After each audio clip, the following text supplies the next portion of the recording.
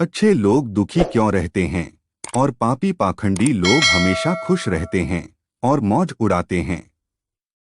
इसके दो कारण हैं। दोनों ही कारण हम आपको आज बताते हैं। सबसे पहले अच्छे लोग दुखी क्यों रहते हैं, एक कहानी के माध्यम से समझते हैं। एक नगर में विधवा स्त्री रहती थी। उसकी 3 छोटी छोटी बेटियां थी। जवानी में ही उसके पति गुजर गए थे। तीनों छोटी छोटी बच्चियों को पालने का भार बेचारी उस अबला पर ढल गया। तीनों बच्चों को लेकर वह विधवा जाए तो कहाँ जाए, कुछ काम धाम भी नहीं कर सकती थी। ऊपर से समाज की उल्टी सीधी बातें उसे कुछ नहीं करने देती थी। बेचारी लाचार उस महिला का कोई सहारा नहीं था। वह अपने पति को याद करके उन बच्चियों को जैसे तैसे पाल रही थी। पति के गम में बीमार पड़ गई। उसे उन बच्चियों की चिंता थी। क्या होगा, कैसे इनका पालन पोषण होगा, उन्हीं बातों को सोच सोच कर एक दिन उसकी तबीयत बिगड़ गई। उसका अंतिम समय निकट आ गया था। धर्मराज का एक दूत उस विधवा स्त्री के प्राण लेने धरती पर आया। लेकिन वहां का नजारा देख वह दुविधा में पड़ गया। उसने देखा महिला जमीन पर पड़ी हुई है और उसकी तीनों बेटियां उसके ऊपर सिर रखकर पड़ी है। यह देखकर उसको दया आ गई और वह बच्चियां अपनी मां को रो रो कर जगा रही थी।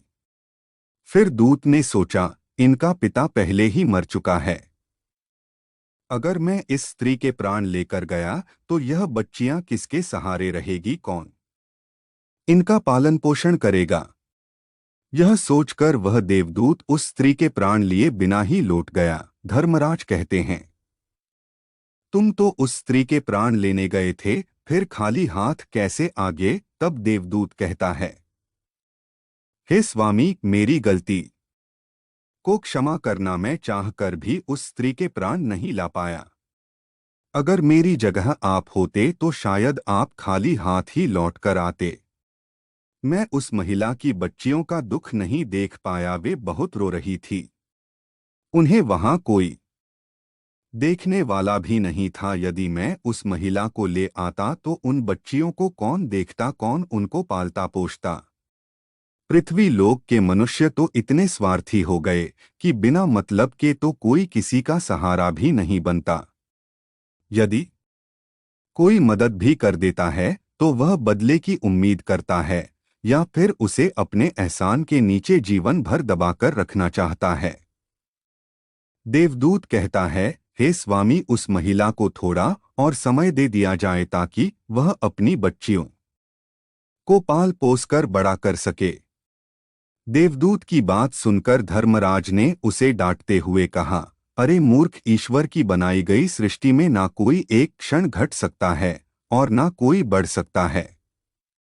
उसकी मर्जी के बिना ना उसे कोई जीवन दे सकते हैं और ना समय से पहले मार सकते हैं। ईश्वर जो करता है सबके साथ अच्छा ही करता है। तुम कौन होते हो विधाता के नेक को बदलने वाले? तुमने उस महिला को ना लाकर ईश्वर के नियम का उल्लंघन किया है। तुमने बहुत बड़ा अपराध कर दिया, इसलिए तुम्हें इसका परिणाम भोगना ही पड़ेगा। जाओ, जिस पृथ्वी के मनुष्य से तुम्हारी ममता है उसी पृथ्वी पर मनुष्य बनकर अपना पाप भोगो। देवदूत कहता है, हे स्वामी, धरती लोक से मेरा उद्धार कब होगा और कैसे होगा? धर्मराज कहते हैं, धरती पर जाकर तुम अपनी मूर्खता पर 3 बार खिलखिलाकर हंस लोगे, तब तुम्हारा उद्धार हो जाएगा। इतना कहकर धर्मराज ने उस देवदूत को धरती पर धकेल दिया। वह धरती लोक पर मनुष्य शरीर में आ चुका था। उसके शरीर पर वस्त्र नहीं थे। यहाँ का एक नियम है, जब मनुष्य जन्म लेता है तो उस समय वह नग्न होता है। देवदूत ने जन्म तो नहीं लिया और वह निर्वस्त्र ही एक सड़क के किनारे पड़ा ठंड से ठिठुर रहा था। वहीं से एक मोची गुजर रहा था। वह मोची अपने बच्चों को ठंड से बचाने के लिए कपड़े लेने जा रहा था। रास्ते में ठंड से ठिठुरते एक नग्न व्यक्ति को देखकर उसे दया आ गई। उसने अपने बच्चे के तो कपड़े नहीं लिए, लेकिन उस देवदूत के लिए कपड़े और कंबल जरूर खरीद लाया और कपड़े लाकर उस देवदूत को दे दिए। देवदूत कहने लगा है, भाई आपने मुझे कपड़े देखकर मुझ पर बहुत बड़ा उपकार किया है, लेकिन कपड़े देकर आपने मुझे ठंड से तो दूर कर दिया। ना तो मेरा कोई घर है और ना कोई परिवार, ना कोई भोजन का कोई साधन। तब मोची बोला, है भाई तुम मेरे घर चलो, मैं तुम्हारा सारा खर्चा उठा लूंगा। और वह मोची देवदूत को लेकर घर पहुंचा। उधर मोची की पत्नी ने देखा कि उसका पति बच्चों के कपड़े लेने गया था। कपड़े तो कुछ लाए नहीं, उल्टा एक आदमी को घर बुला लाया है। पत्नी अपने पति से झगड़ने लगी और उसे भला बुरा कहने लगी। यह देखकर वह देवदूत बहुत जोर जोर से हंस पड़ा। मोची ने पूछा, अरे भाई तुम हंसते क्यों हो? ऐसा क्या देख लिया आपने? तब देवदूत ने कहा, है भाई मेरी हंसी का रहस्य मैं आपको नहीं बता सकता, समय आने पर मैं तुम्हें स्वयं बता दूंगा। वह देवदूत मोची के घर में रहने लगा और कुछ ही दिनों में उसने मोची का सारा काम सीख लिया। देवदूत के द्वारा बनाए गए जूते और चप्पल खूब बिक रही थी। कुछ ही दिनों में मोची धनवान बन गया। दूर दूर तक उसके जूते फेमस हो गए थे, यहाँ तक कि राजा महाराज तक उससे जूते बनवाने का आदेश देते थे। जब से देवदूत उसके घर आया था, उसकी तो किस्मत ही चमक गई थी। धन की कोई कमी नहीं रही, सब कुछ अच्छा चलने लगा। एक दिन की बात, राजा का एक सैनिक चमड़ा लेकर उसी मोची के पास आया और बोला, देखो हमारे महाराज इसी चाम के बने जूते पहनना चाहते हैं। यह चाम बड़ा कीमती है, तुम ठीक से इसे एक जोड़ी जूते तैयार कर दो। यह चाम खरा नहीं होना चाहिए, पर ध्यान रखना इस चमड़े के जूते ही बनने चाहिए।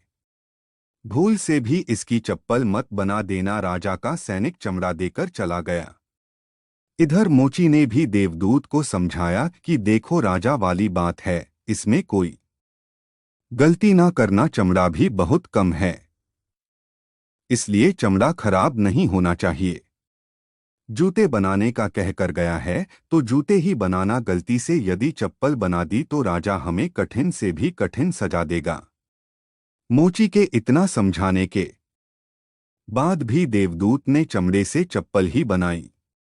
चप्पल देकर मोची की सांसें फूल गई। वह देवदूत को डांटने लगा, यहाँ तक कि डंडा लेकर उसे मारने के लिए दौड़ा। कहने लगा, अरे मूर्ख, तुझे बार बार समझाया कि जूते ही बनाना, लेकिन तूने चप्पल ही बना दी। अब राजा हमें नहीं छोड़ेगा, तू भी मरेगा और साथ में मैं भी मारा जाऊंगा। वह हमारे पूरे घर को फांसी लगवा देगा। मोची को अत्यंत दुखी देखकर देवदूत एकदम से खिलखिलाकर हंसने लगा। मोची बोला, अबे मूर्ख आदमी, काम बिगाड़कर अब हंस रहा है। वह देखो जूते लेने राजा का सैनिक आ गया और बोला, है मोची भाई, कल जो मैं चमड़ा दे गया था उसके जूते मत बनाना, चप्पल बना देना, क्योंकि राजा साहब का देहांत हो गया है और यहाँ की प्रथा है, मरने वाले व्यक्ति को चमड़े की चप्पल पहनाकर अर्थी पर लेटाया जाता है। सैनिक की बात सुनकर मोची को ऐसा लगा जैसे मरे हुए शरीर में जान आ गई हो।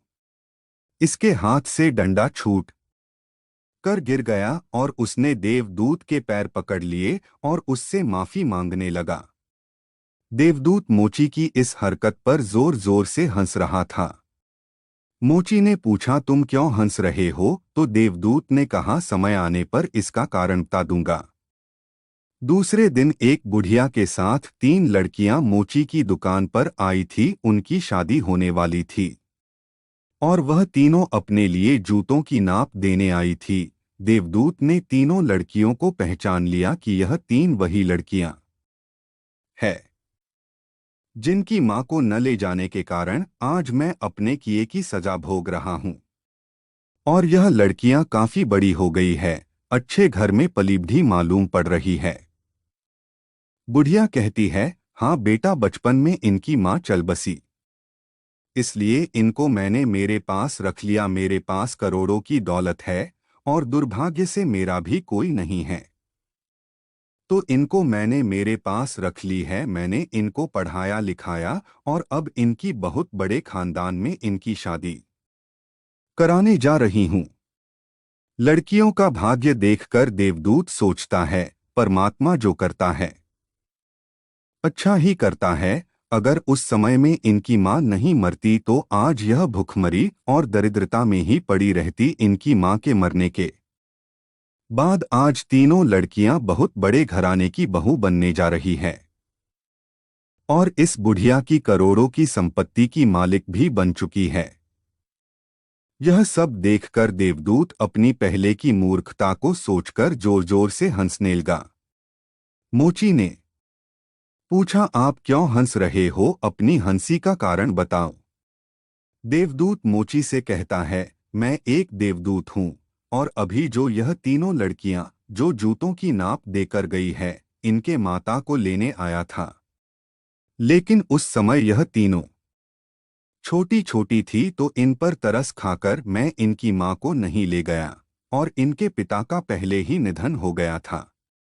इस कारण मुझे धर्मराज ने श्राप देकर धरती पर भेज दिया। मैं बिना कपड़े के एक सड़क के किनारे पड़ा था, तब तुम मुझे अपने घर ले आए और उस समय तुम्हारी पत्नी तुमको खूब लड़ी थी, क्योंकि तुमने अपने बच्चों के कपड़ों के पैसों से मेरे लिए कंबल और कपड़े खरीद लिए थे।